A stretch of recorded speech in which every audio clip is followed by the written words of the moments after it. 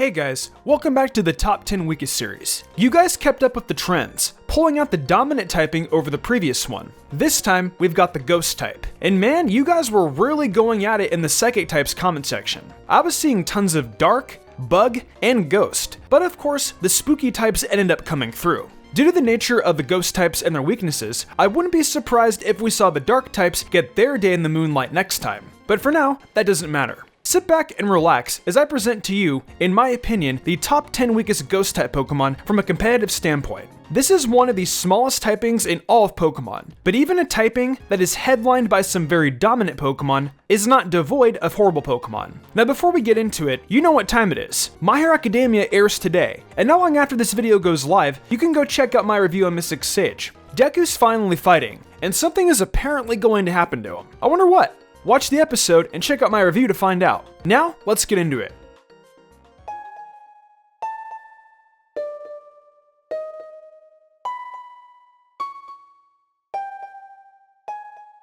We'll be kicking things off with the 6th generation Pokemon, that multi-sized jack-o'-lantern boy, Gourgeist. So this is an interesting place to start off, as Gourgeist is built in a way where depending on the size of it you capture, it'll have different stats. The smallest Gourgeist has the lowest HP and attack of the group while having the highest speed. The middle-sized one, or the average I suppose, has what you'd expect, the perfect balance of HP, attack, and speed. Well, not exactly the HP, as when we see the large-sized one, its HP might be base 75, but none of these forms have good HP at the end of the day. The supersized one has the attack, the highest HP, and the worst speed. I guess you could argue this is the best of the group in a way. So yeah, there's a few different layers to this pumpkin depending on its size, but one thing consistent across all the sizes is these abilities, which I'm really not a fan of. Pickup and Insomnia are really useless on this thing, and Frisk, well, I guess Frisk will show you the item on the opposing Pokemon, which could help with some planning I suppose.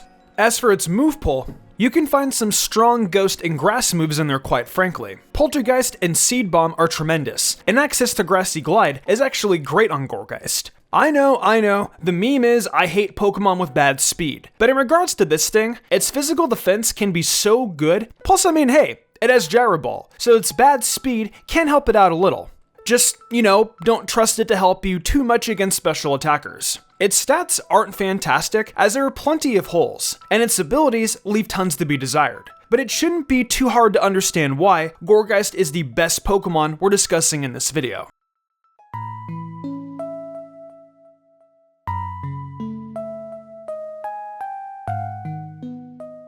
The next Pokemon on the list is none other than Miss Maggias. Way back when, there was a time when Misdreavus was the only Ghost type available outside of Gengar. It's crazy to think we went through 2 full generations with only 4 Ghost types altogether, but come Gen 4, we had quite a few, and Miss Maggias was the evolved form of Misdreavus that it desperately needed. Though, unfortunately, it didn't exactly become a great Pokemon suddenly just from getting that evo.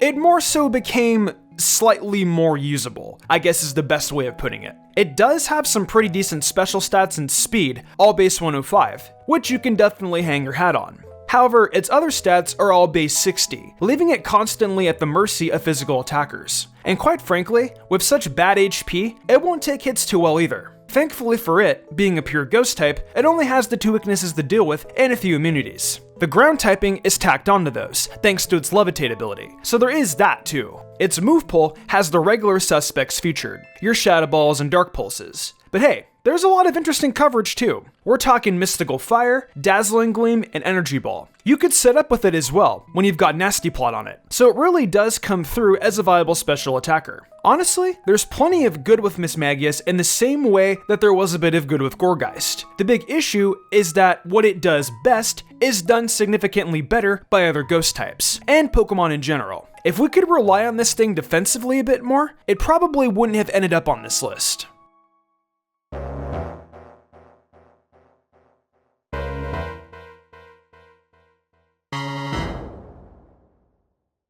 They didn't exactly add a plethora of Ghost types in Sword and Shield with the 8th generation, but one they did was Rhonergus, the evolution of a regional variant of Yamask. I'd say Rhonergus was definitely one of the most jarring Pokemon to find in Galar since it just came so out of nowhere. But unfortunately, it isn't exactly a great ghost Pokemon. Now, I'll give it this. Few ghost types have the insane defense that this thing has. Check it. Base 145 defense and 105 special defense. That's a great combo. The unfortunate thing is that the HP really doesn't stack up as well, sitting at base 58, which is rancidly bad. It's gonna be able to take a hit, but a good chunk of its low health will disappear, leaving it very susceptible to moves that do number damage instead of percentage damage. Its attack stats and speed are also pretty poor, though I guess base 95 attack isn't too horrible. For abilities, unlike its brother Cofagrigus with Mummy, it has the far more interesting Wandering Spirit, which essentially works like Mummy, except it flat out switches the abilities. So there is a real chance Rhonergus could end up with a very beneficial ability. However, it's a lot of risk using this thing, even for such a reward, as its move pool might include Earthquake and Poltergeist, but there isn't much else that really jumps off the page in its pool. If it were a special attacker, there would be more that this thing could do. But unfortunately, that is not the case. Even still though, there is potential in using Rhonergus if you're willing to risk a lot with trying to obtain a very beneficial ability. But being a risky Pokemon doesn't always spell well for your place on this list, and that speed isn't doing it any favors either. It isn't part of the bottom of the barrel, but it's definitely the cutoff point.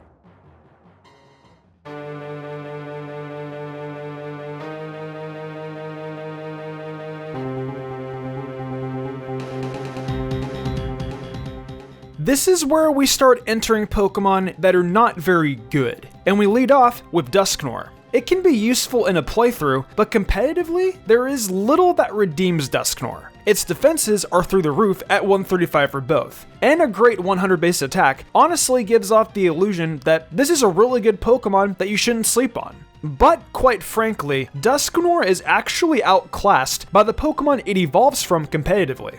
You'd be better off using Dusclops in any way when you're playing competitive, as an Eviolite makes it even better defensively. And since they both have pressure from an ability, it can easily take advantage of that better with stalling. It's unfortunate to say, but Game Freak seemingly dropped the ball in making Dusknoir, because there is not much reason to use it over its pre-evo. However, if you do choose to use it, you've got a Pokemon with horrible speed and disgustingly bad HP, so the bulk, like with many ghost types, isn't really there. When we go into its move pool, we see a ton of physical attacking moves, which I suppose is nice to see. It has access to all the elemental punches, Shadow Punch, and of course, Poltergeist. Honestly, with those punch moves, it's a damn shame it doesn't have access to Iron Fist as an ability. It would probably help Dusknoir's case a lot. Sadly though, that just isn't the case, so all these nice coverage moves don't get any special boosts. Though that is one good thing here. There is a lot of coverage in this move pool. So, to wrap this one up, Dusknoir has great defenses and a very solid attack stat, but horrible speed and just completely garbage HP leaves it at the mercy of Dusclops, which is a much better option than it.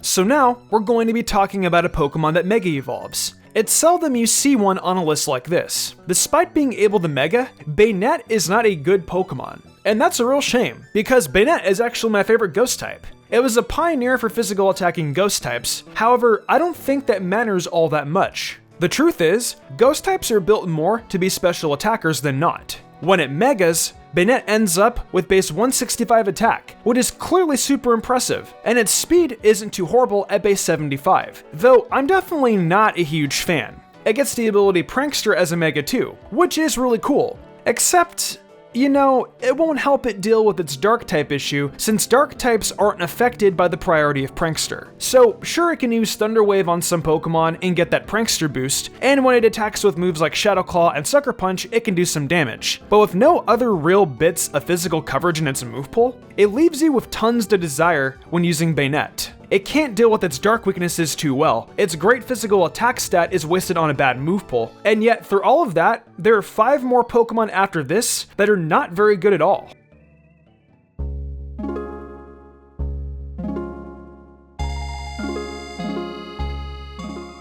I wouldn't say we've spoken much about Pokemon with high HP stats in the previous 5. But starting off this top 5 is a Pokemon with the absolute highest HP stat on the list, Driftblim. Just look at these stats over real quick. Base 150 headlines it, and man, that is a lot. It would be great if it actually had decent defenses. It can't take hits super well, and its typing messes with it even more, adding weaknesses like rock, electric, and ice to the mix of what the flying type brought in. Though, you know, it does get some nice resistances and immunities, so maybe I'm being a little harsh. Well, when we look beyond its defenses, we see the attack stats in speed would sit between 90 and 80. So offensively, it isn't very special, and its speed is a bit mediocre.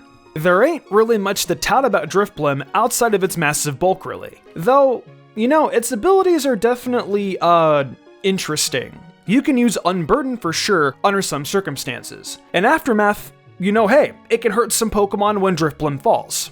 That is kinda cool, right? Yeah? Well, at least if you're burned, you know, you can get Flare Boost on it and have yourself a higher special attack. Let's take a glance over at Driftblim's moves and see what it can provide for you in battle. I mean, something must be redeemable about this thing from its monstrous HP stat, right? I guess it's capable of using Calm Mind to set up, and it can use Shadow Ball and Acrobatics for attacking. It tries to have moves to support its lack of defenses, like Strength Sap, but that just doesn't do enough. There's nothing that Driftblim can reasonably do to up its poor defenses, and thus despite it having a through-the-roof HP stat, all that it will do is eat a hit, and then make you wait a little longer to see the health drain, unless it's a move that does a specific number of damage. It's kinda the perfect Pokemon to open the top 5 with.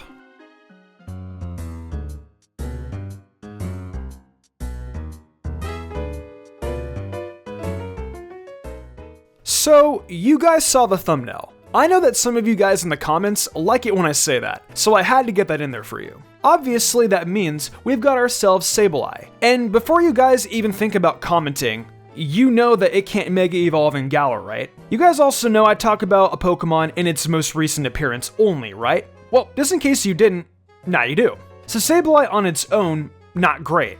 We'll start at the stats. And as you can see, it's got poor defenses, speed, and attacks. Basically everything about Sableye is poor, and that's why the main role it plays on its own is as a utility Pokemon. It has Prankster for an ability, which is definitely a great one, so it can pop off some Thunder Waves.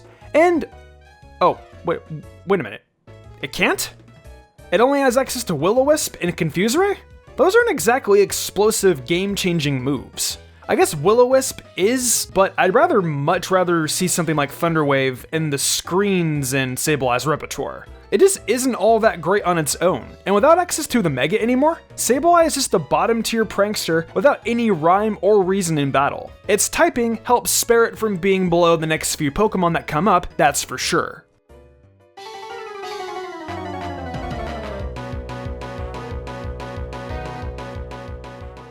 So what Ghost-type Pokemon is taking the bronze medal and sucking for this video? Why, you may have missed it on your way to this video. It's that unsuspecting tree standing over there, Trevenant.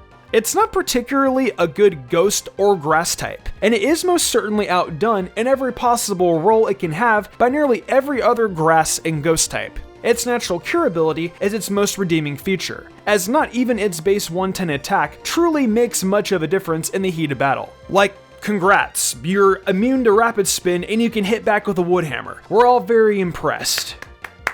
What do you expect to happen even with access to Earthquake and Sucker Punch? Just because you put some good moves into a pool doesn't mean they elevate all the true issues with the Pokemon. And Trev has for sure got some hard to fix issues. Look elsewhere for good ghost and grass types, because all this thing is going to do is truly disappoint you in battle competitively, unless you want to be stuck using Trick over and over.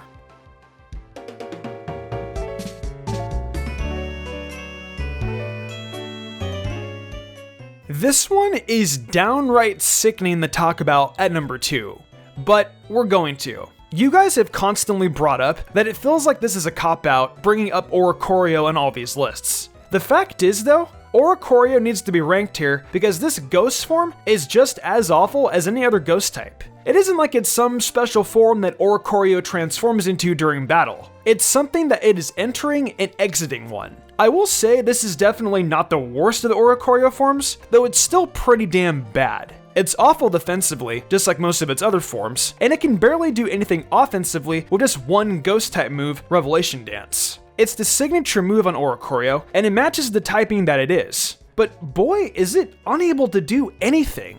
Hurricane is a great move, and Revelation Dance at least is base 90 power, so it gets stab boosted to 135, making it somewhat strong.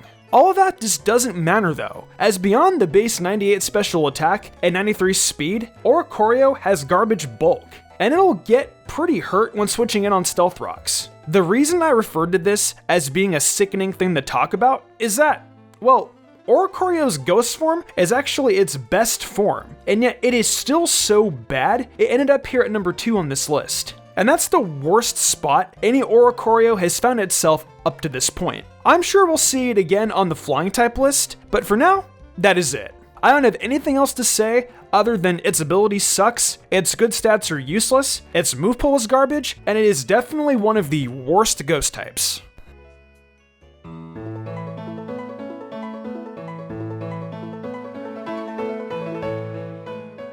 Alright, we're finally here at the number 1 spot, and boy is it doozy. Shedinja is one of the most interesting Pokemon ever made in my opinion. When it was first introduced, that Wonder Guard ability probably caught many people playing Pokemon off guard. However, it's definitely been figured out these almost 20 years since the release of Ruby and Sapphire, and unfortunately for it, that results in it being the worst Ghost-type Pokemon. It's absolutely destroyed by Stealth Rocks, and if it's poisoned or burned, it's done immediately. As we look at its weaknesses, those typings along with the hazards and status moves are the only things that can actually hurt Shedinja. That's a lot now. There just is no helping this thing. Either you run heavy-duty boots to stop the hazards like rocks, or you run a Focus Sash so that it can actually take a hit and fight back with that base 90 attack stat. Honestly, either way, it's going to be taken out quickly. This was a no-brainer for the worst ghost type. And with that said, I'm done talking about it. I'm sure I'll be seeing it again on the bug list anyway.